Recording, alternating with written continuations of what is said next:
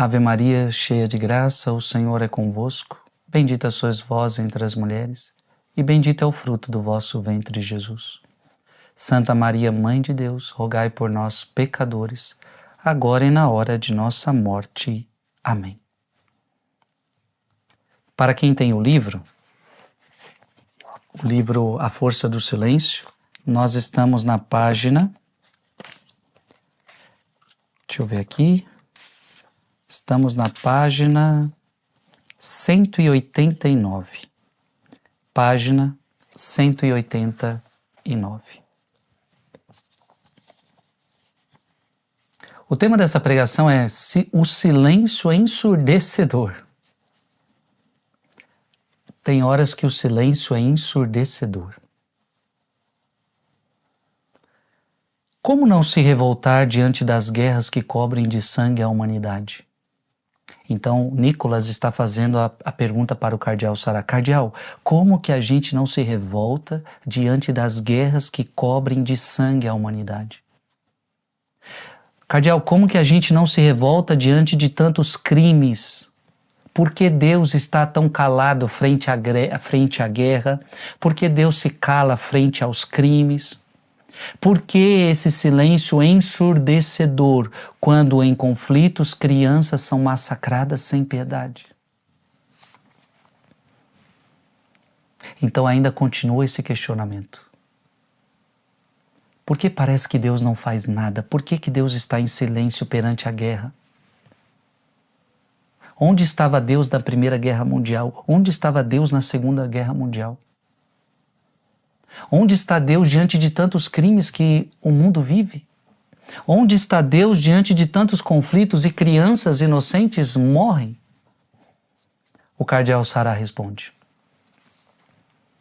a guerra é sempre uma ação destrutiva, de extermínio e aniquilamento, inaceitáveis. Considera-se que o outro não tem valor algum e deve ser destinado à morte.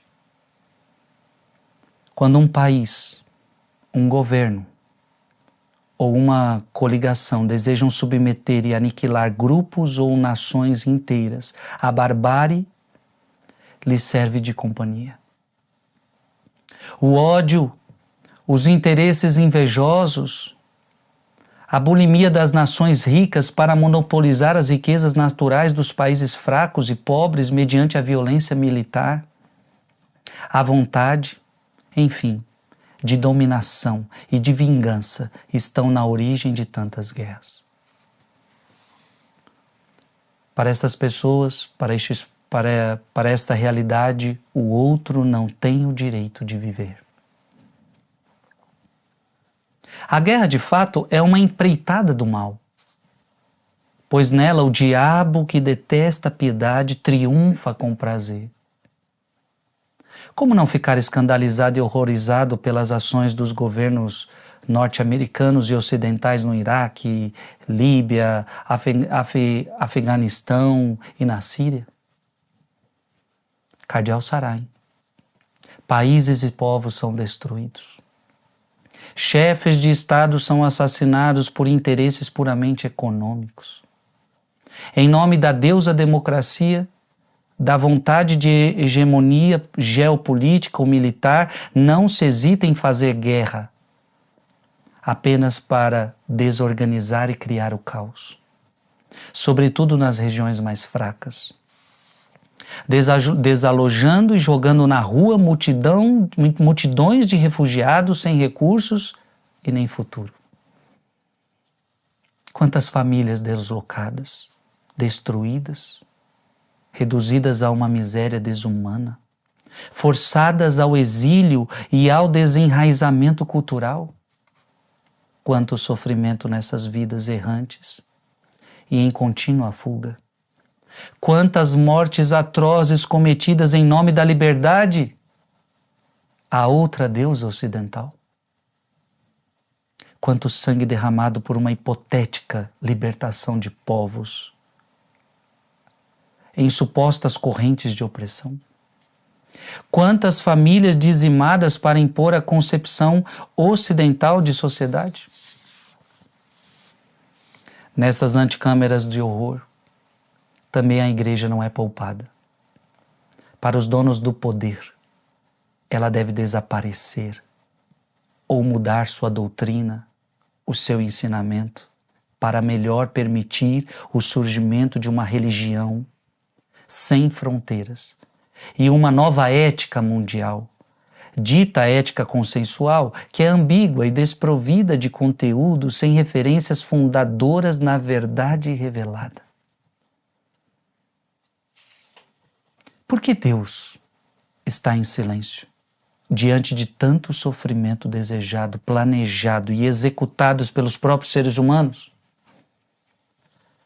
Na África, Cardeal Sará, eu testemunhei atrocidades indizíveis.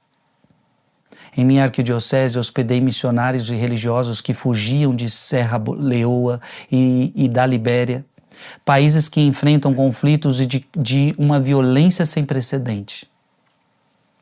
Eles estavam horrorizados de ver mãos decepadas, corpos estraçalhados por minas, rostos dilacerados por carrascos que não tinham o mínimo senso de humanidade.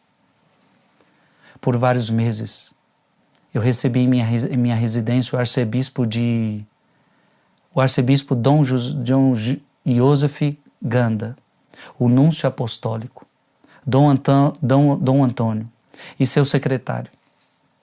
Eles tinham fugido de Freetown, capital de Serra Leoa, depois de abandonar Monrovia. Essas são lembranças que nunca se apagam, mas ninguém pensou por um só momento em atribuir esses crimes a Deus, inocentando criminosos e acusando o silêncio de Deus. É preciso sempre clamar a Deus. É bom pedir a assistência e o socorro dos céus, expressando o desespero, a insegurança, o perigo, a angústia, tristeza que invadem o nosso coração. Os cristãos devem saber que não há outro caminho para chegar a Deus. Quando estive em países que atravessavam crises profundas e violentas, constatei como a oração podia ajudar aos que nada mais tinham.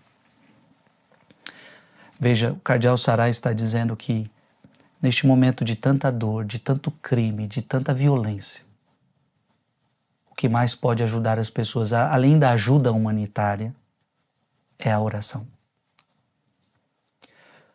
O silêncio era a última trincheira onde ninguém podia entrar. O único refúgio onde podia ficar em paz.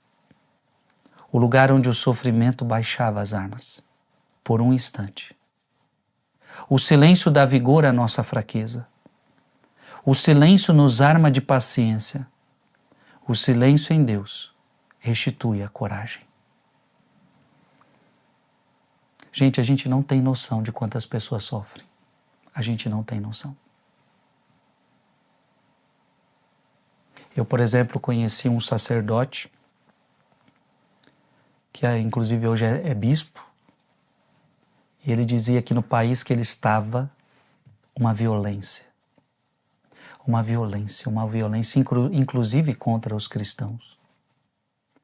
E ele dizendo que chegou um ponto que criminosos, assassinos, começaram a matar todo mundo, o pessoal teve que se refugiar dentro da igreja e ficou dentro da igreja por horas e por horas, por dias e dias, sem ter o que comer, sem ter como fazer suas coisas básicas da vida.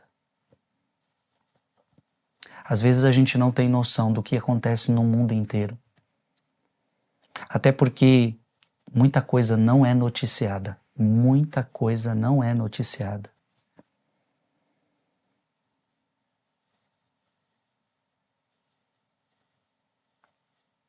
Quando destruídos, humilhados, desacreditados, caluniados, permaneçamos em silêncio. Escondamo-nos no santo sepulcro de nosso Senhor Jesus Cristo, bem longe do mundo.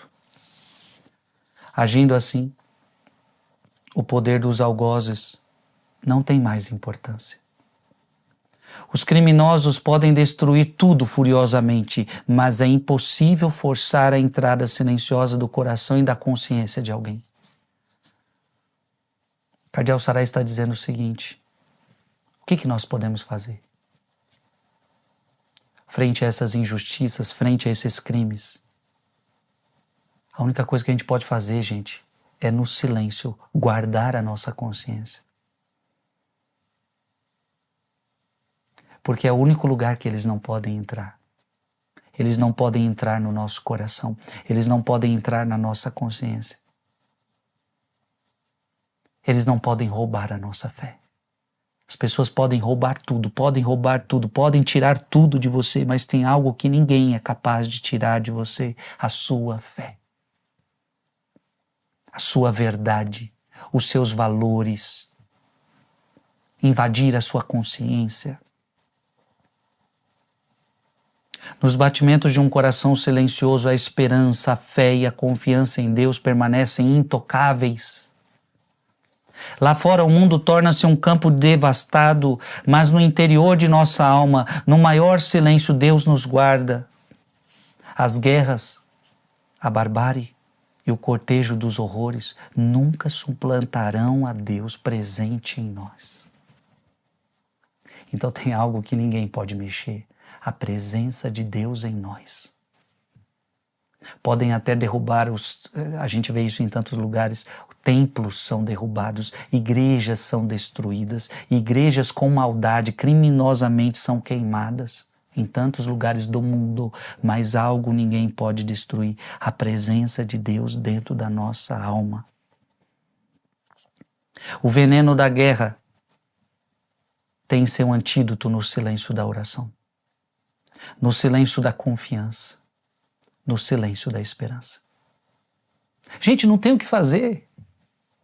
Porque como os cristãos, nós não vamos agir com a mesma moeda. Olha que interessante, Cardeal Saraiva está dizendo o seguinte: o que nós vamos fazer perante a maldade, perante o crime, perante o mal do mundo? A gente vai agir com a mesma moeda? Não. Não. Então o que a gente tem para fazer? O silêncio da oração. O silêncio da confiança, o silêncio da esperança. Ah, mas isso não adianta. Adianta. Porque foi exatamente isto que a Virgem Maria viveu debaixo da cruz. Quem viveu mais injustiça que Cristo? Um inocente que foi castigado sem ter tido culpa nenhuma. O próprio Pilatos fala: eu não vejo culpa nele, gente. O que vocês estão... Eu estou ouvindo todos vocês, mas não vejo culpa nele. Mas mesmo assim, vamos castigá-lo. Vamos ver se vocês sossegam. Castiga Jesus. Mas como assim, Pilatos? Você não vê culpa e vai castigá-lo? Tanto é que ele lava as mãos, né? E as pessoas blasfemando, batendo nele, cuspindo na cara dele, dando soco nele. O homem que só fez o bem neste mundo, que só pregou o bem, que só ajudou pessoas, só curou pessoas. Imagina o sofrimento de Maria. Era uma guerra contra um único homem. E como é que Nossa Senhora enfrentou tudo isso? Nossa Senhora fez reunião com os discípulos: vamos agora pegar em armas, vamos agora nos defender, vamos agora agir, vamos agora fazer uma revolução. Foi assim que Nossa Senhora fez? Nossa Senhora ficou. As armas dela era o silêncio da oração, o silêncio da confiança e o silêncio da esperança. Nossa Senhora na cruz orava. Nossa Senhora na cruz confiava no Filho dela, e confiava no Pai, e confiava no Espírito Santo. Nossa Senhora debaixo da cruz, ela tinha esperança que aquela morte não era o fim. No coração de todas as barbaridades devemos plantar o mistério da cruz. Penso também nas guerras movidas pelas maledicências e difamações. A palavra também pode assassinar. A palavra pode matar, mas Deus nos educa para o perdão. Ele nos ensina a orar por nossos inimigos.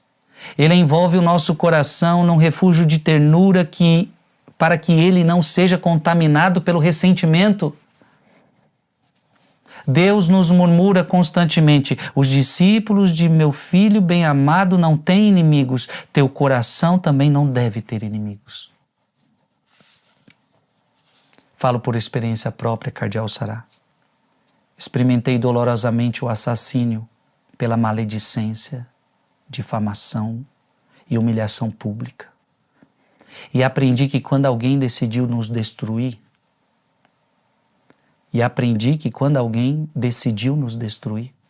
não lhe faltam palavras, agressividade, hipocrisia. A mentira tem uma enorme capacidade de urdir argumentos, provas e verdades arenosas. Quando esse é o comportamento de homens da igreja, especialmente de duas caras, homens de duas caras, a dor ainda é mais profunda. Mas os homens veem as aparências enquanto Deus perscruta os corações, conforme está em 1 Samuel 16:7. Firmados unicamente no seu olhar, devemos manter a calma e silêncio, pedindo a graça de nunca sermos tomados pelo rancor, pelo ódio e pelos sentimentos baixos. Permaneçamos na humildade, firmes no amor a Deus e à sua igreja. A chave de um tesouro não é o tesouro, mas se entregamos a chave, entregamos também o tesouro. A cruz é uma chave preciosíssima. Mesmo que pareça loucura, objeto de escárnio e escândalo, ela contraria a nossa mentalidade, a nossa busca por soluções fáceis. Queremos ser felizes e viver em um mundo de paz sem pagar o preço da cruz. A cruz é um mistério assombroso, é um sinal do amor infinito de Cristo por nós. Em um sermão de São Leão Magno sobre a paixão, encontramos estas extraordinárias palavras. Diante de Cristo elevado na cruz, é preciso ir além da imagem que dele fizeram os ímpios. A quem foi destinada a palavra de Moisés: vossa vida será suspensa diante de vossos olhos, e temereis dia e noite, incapazes de crer nesta vida. Quanto a nós, recebamos de coração aberto a glória da cruz que brilha sobre o mundo. Penetremos com olhar iluminado pelo Espírito da verdade o sentido da palavra do Senhor ao anunciar a iminência de sua paixão. Agora é o julgamento do mundo. Agora o príncipe deste mundo será expulso. E quando eu for levantado da terra, atrairei todos a mim. Ó poder admirável da cruz. Ó glória inefável da cruz. Na cruz, Jesus nos reconciliou com Deus. Na cruz, Jesus nos reconciliou com Deus. Ele derrubou um muro que nos separava uns dos outros, destruiu os obstáculos que fechavam a entrada para a felicidade eterna. Cristo sofreu por nós e nos deixou-nos um exemplo, a fim de que sigamos seus passos. Contemplando a cruz e entregando-nos a nossa oração, todo o diálogo, todo o perdão e toda a reconciliação ser-nos-ão possíveis. A cruz é uma grande escola de contemplação, oração e perdão. Temos de aprender a nos manter silenciosamente ao pé da cruz, contemplando o crucificado, como fez a Virgem Maria. A cruz é uma montanha para escalar, no cume da qual nos é dado olhar para os homens e o mundo com os mesmos olhos de Deus, diante de crimes graves que parecem imperdoáveis. O ato de fé nos impele a contemplar o mistério do Calvário.